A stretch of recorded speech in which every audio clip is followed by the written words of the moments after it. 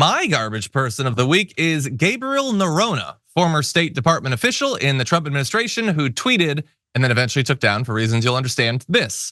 On the last night of Hanukkah, the Washington Post building appears to be lit up in the colors of the Palestinian flag, with a photo of their building and red and green lights.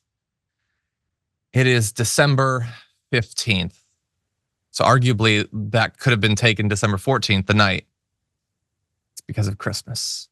It's not the Yeah. It's not the flag. How do you not get that it's Christmas and the colors are everywhere?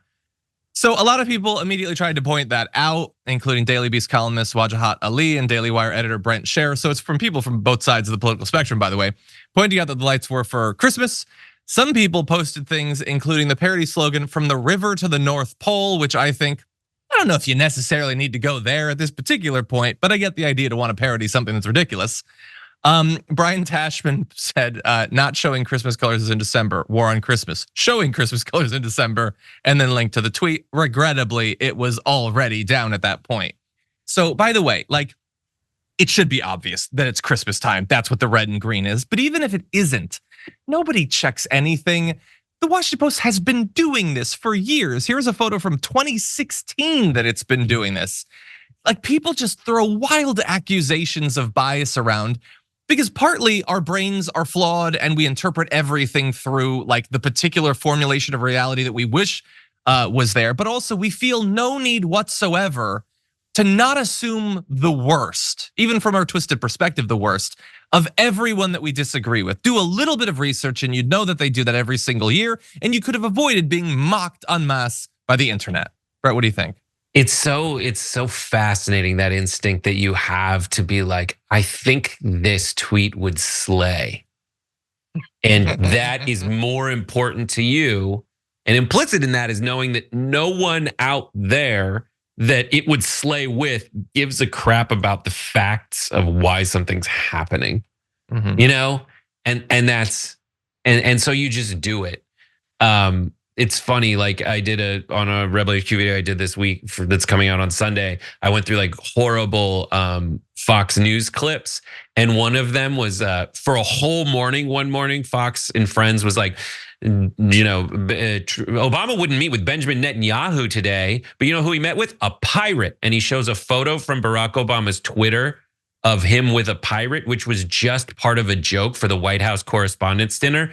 But it was so juicy that their Media Matters put together, or Talking Points memo, montage of them saying it like 30 times, or probably like 8 times in the morning without ever checking, because they're like, it is, oh, he met with a pirate, let's get him.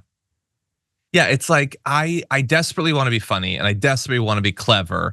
What if the universe delivered that to me on a silver platter and everything was coming up me? And that's the filter that you apply to everything.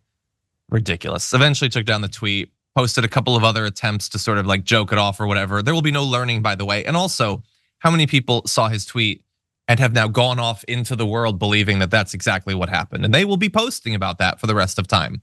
I will also point out, though, that I did look it up, and Noronha, who was an advisor on Iran during the Trump administration, was fired after he said that Trump was responsible for the Capitol attack on January 6th. So look at me being balanced. Stupid tweet, but good statement on the coup. Anyway, with that said, 57,000 of you voted for the community garbage person of the week this week, and it's not even close. But here is your top 5. Number 5, with 2% of the vote, you have JD Vance for saying the GOP isn't trying to limit birth control, which is laughable. Number 4, with 8% of the vote, you have Donald Trump for his fake general story about his infamous grab 'em video, saying it was the bravest thing the general had ever seen. Tied for number 3, number 2 at number 3, you have 9% going to Rudy Giuliani for doubling down on election worker attacks. And Elon Musk for hosting internet goblins Alex Jones and Andrew Tate. That did not do as well as I thought it would have. No, 72% of the vote goes to your garbage person of the week, Ken Paxton, for trying to prevent Katie Cox from getting an abortion. Okay, that is pretty bad. I guess that's fair. Thank you to the 57,000 of you who voted. Democracy is important and it is alive exclusively in this particular venue. Brett, thank you for being here. Glad to have you here. Ken Paxton would be a great form of birth control before the fact, because when you look at Ken Paxton, you never want to have sex again for the rest of your life. Dun dun. Got him. We're gonna go out on that angle. He's burned. Get him to the burn unit. For more political news breakdowns, interviews, stories of activism, and me trying my hardest to care about the occasional big celebrity news story, subscribe to our YouTube channel at youtube.com/The Damage Report. And you can ring the bell wherever it is so you don't miss anything.